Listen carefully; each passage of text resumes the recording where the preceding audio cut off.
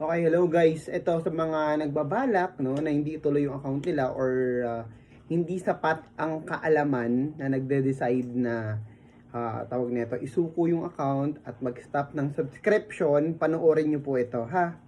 I will going to show you kung gaano kalaking opportunity no yung pinapakawalan nyo by hindi ka nagpo-pursue na magbayad ng subscription for only 580 lang per month, parang 20 pesos a day lang yan, pero hindi mo nagagawa ng paraan. It's just because hindi mo to nakikita. Okay, so ngayon, papakita ko sa inyo to kung bakit lagi kong sinasabi na napakahalaga ng subscription. Hindi dahil sa gustong kumita ng mga upline mo. Hindi. Guys, pag makikita at maintindihan mo to, talaga namang, ewan ko lang kung isusuko mo pa yung subscription mo.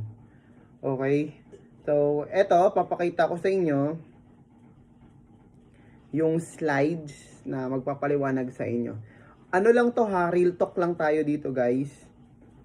And the numbers don't lie. Yung papakita ko sa inyo, number to. Okay? So, malalaman nyo dito kung talo ka ba or pinagperahan ka lang ba ni Live Good. May mga ganun kasi na mga mindset na parang di naman ako kumikita, di ba? Kasi dapat ang mindset natin dito is for long term. Okay? So, tawag sa inyo subscriber. Nagbabayad tayo ng subscription. Lahat tayo. Kaya nagre-recruit ka man o hindi, subscriber ang tawag sa inyo. Okay? So, becoming a happy subscriber and reap the benefits in 2 to 3 years time, patience is a virtue.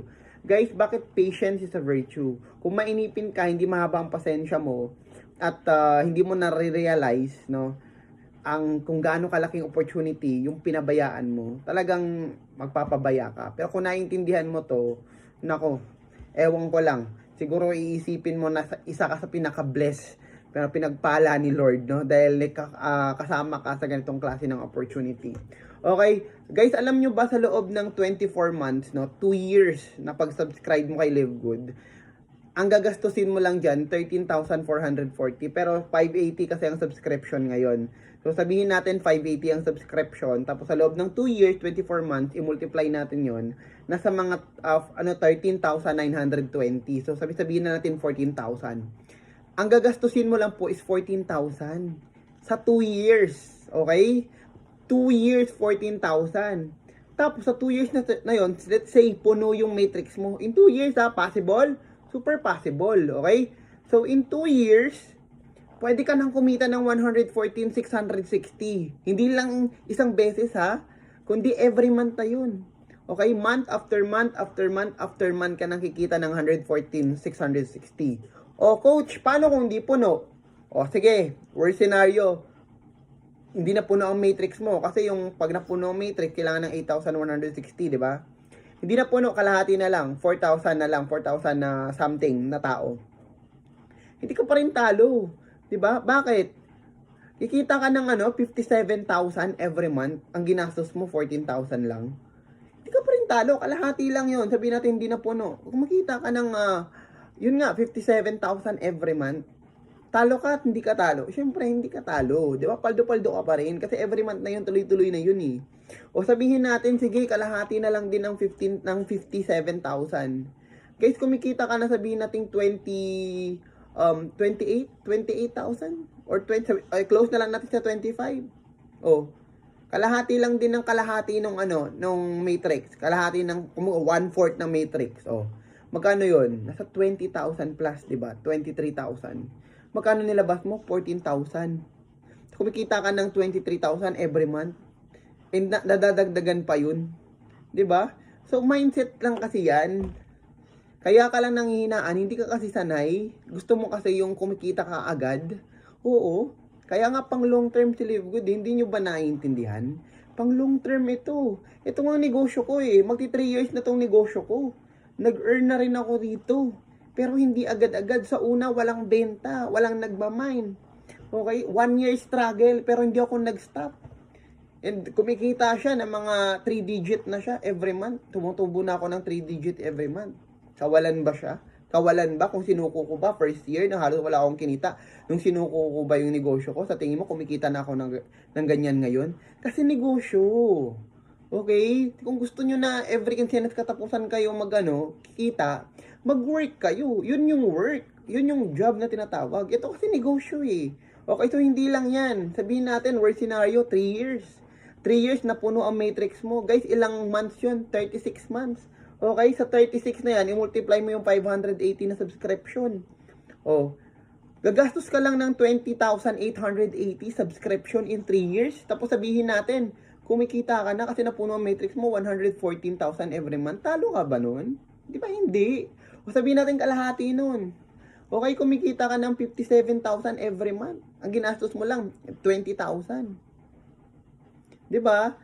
So, hindi nyo ba naintindihan? Kasi pang grade 1 to eh. Grade 1 section 11. Di ba?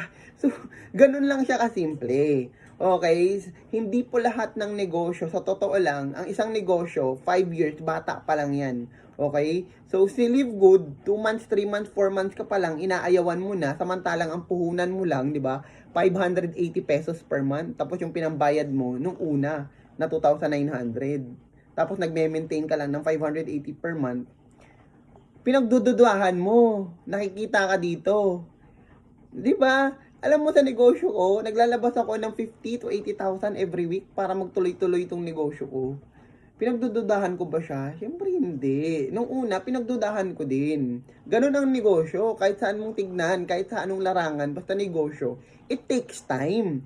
Ang maganda kasi sa Live Good, meron ka ng sinusunod na sistema. May numbers na nakalatag. Nagigets nyo? So, mahuhulaan mo na eh. 2 to 3 years from now na pwede kang kumita ng 6 digit eh. 'Di ba? Pero ikaw lang ang problema, hindi mo mini-maintain, hindi mo iniintindi. 'Di ba? So, yun lang po ang gusto kong sabihin sa part ng team ko, Team Limitless. At sa ibang mga affiliate member na nanonood po ng video na to. Intindihin nyo po ng mabuti. Okay, si Live Good. At kung gaano kalaking opportunity yung pinapakawalan mo. Okay, anong gusto mo? Okay, bigyan kita ng example, magtrabaho ka. Okay, kasi usually, kung anong edad mo ngayon, at kung gusto mo talaga kumita ka every quincenas katapusan, mag-work ka talaga. Okay? Mag-work ka 5 years, work ka. O, okay lang naman, quincenas katapusan, may sinasahod ka. OFW nga eh, every katapusan may sinasahod. Karamihan sa mga OFW, pag uwi ng Pilipinas, one day millionaire, 'di ba? Pero nawawala ang pera nila. 'Di ba? Kasi that's a job. Okay? So, ang sinasabi ko lang, kung meron kayong pinagkakaabalahan sa ngayon, dyan lang yan. Gawin nyo lang yan. Hindi nyo naman ikakahirap yung 580 pesos per month eh. Kung ang kapalit naman nito is maginawang buhay 2 to 3 years from now. 'Di ba? Anong gusto nyo? Mag-antay kayo ng 2 to 3 years from now? Tapos, gaganda ang buhay nyo? Maging stable ang income nyo? Magkaroon ka ng financial passive income? 'Di ba? Or 2 to 3 years from now, ganun ka pa rin. Hirap ka pa din sa pera. 'Di ba? Yung tipong ayaw mo magsakripisyo ngayon, ayaw mo gawa ng paraan ngayon, tapos 2 to 3 years from now, hanggang sa mamatay ka na, mahirap ka pa din. O kaya, hirap ka pa din mag-produce ng pera. Pero dito kay Live Good, gawan nyo ng paraan ngayon, 'di ba? I-mindset nyo ang sarili nyo. That, guys, 580, that's 20 pesos a day. Parang pinambibili lang natin yan ng merienda araw-araw, kulang pa nga. 'Di ba? So, yan po ang mindset. I-mindset nyo po, ipoprogram nyo ang sarili nyo, ang utak nyo, na this is a long-term business. Okay? So, did you know that you can get 2 months? Tapos kapag ka ikaw naman din ay nag-advance payment for 1 year, may discount pa ng 2 months. So, parang 8 months lang yung binayaran mo. So, mababawasan yung ginastos mo sa subscription in 2 to 3 years, di ba? Ay, think of a long-term effect, okay? So, sabi ko nga, itong negosyo para sa lahat. Pero kung mainipin ka at hindi ka nag-iisip ng mabuti, baka para siguro talaga hindi to para sa iyo. So, sorry ka na lang po, no? And inoferan ka na eh. Binigyan ka na ng binhi. Yung binhing yun, pag tinanim mo, itatanim mo na lang yun eh. Tapos aalagaan mo para magbunga ng biyaya. Kaso ikaw, binigyan ka na ng binhi, pinabayaan mo. Okay? At nawala ang binhi, namatay ang puno, wala na, 'di ba? So, ikaw pag binigyan kita ng binhi, siguraduhin mo na maalagaan mo siya. Live Good, napakagandang binhi. Aalagaan mo lang ang subscription mo. Habang inaalagaan mo yung subscription mo, unti-unti mong aralin. Oo, alam ko hindi ka sanay or wala kang experience sa ganitong industry. O sabihin natin kahit may experience ka at sinasabi mong sarili mo na hindi ka magaling. Pero sa totoo lang, yung sistema ni Live Good mismo ang nagsasabi sa inyo na kahit hindi ka magaling, ay pwede ka pa rin magkaroon ng pag-asa sa buhay na kumita ng pera. Okay? So, guys, sana mapanood nyo tong video at mapukaw ko yung damdamin nyo. Hindi para pagkakitaan kayo kasi kumikita na naman na ako. Okay? Hindi sa Live Good, kundi kumikita ako sa Live Good, kumikita din ako sa business ko. At hindi ko kakainin or alam mo yun, hindi ko kakayaman yung mga pinambayad nyo dahil unang-una sa lahat, hindi naman sa akin napupunta yung mga pinapambabayad nyo. Kay Live Good yan. Okay? At sa inyo yan. Okay? Nag-member kayo, napupunta sa may-ari, binibigyan na kami ng share ng mga affiliate member, at napapakinabangan mo yung compensation plan na kung saan meron ka ng discount sa product at pwede ka pang kumita under the compensation plan niya. Di ba?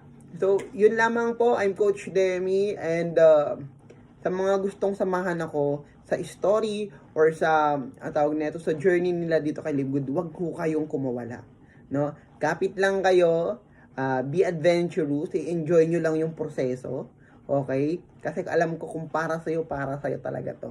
Pag matibay ka, hindi ka bumibitaw, sabay-sabay tayong makikita-kita sa taas, no? So, see you at the top. I'm Coach Demi and to God be the glory. Bye-bye.